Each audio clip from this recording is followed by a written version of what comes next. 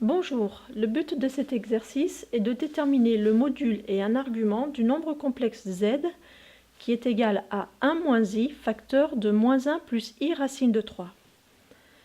Pour répondre à cette consigne, nous constatons que le nombre complexe est un produit de deux nombres complexes. Le nombre complexe z1 égale 1 moins i et le nombre complexe z2 égale moins 1 plus i racine de 3. Pour déterminer le module et un argument de z, il nous suffit de connaître le module et un argument de chacun des nombres complexes z1 et z2. En effet, nous rappelons les formules.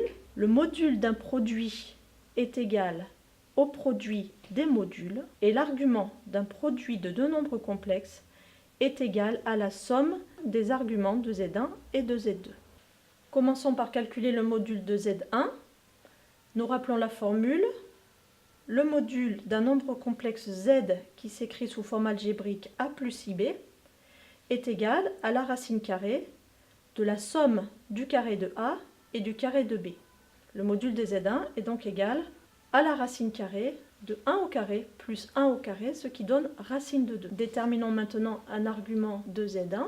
Nous rappelons que pour calculer un argument θ d'un nombre complexe z, nous avons besoin du couple cosinus-sinus par les formules cosinus θ égale partie réelle de z sur son module et sinus θ égale partie imaginaire de z sur le module de z. Par conséquent ici, si nous appelons θ1 l'argument du nombre complexe z1, cosinus θ1 égale 1 sur racine de 2, sinus θ1 égale moins 1 sur racine carrée de 2. Observez le cercle trigonométrique. θ1 est égal à moins pi sur 4. Passons maintenant au nombre complexe z2 égale moins 1 plus i racine de 3. Son module est égal à la racine carrée de sa partie réelle au carré plus sa partie imaginaire au carré. Le module de z2 vaut donc la racine carrée de 1 plus 3, c'est-à-dire 2. Déterminons maintenant son argument que nous appelons θ2. Le cosinus de θ2 est égal à moins 1 sur 2. La partie réelle de z2 sur le module de z2, et le sinus est égal à racine de 3 sur 2, la partie imaginaire de z2 sur le module de z2.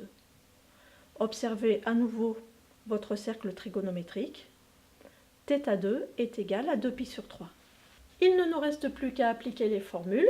Le module de z est égal au produit des modules de z1 et de z2.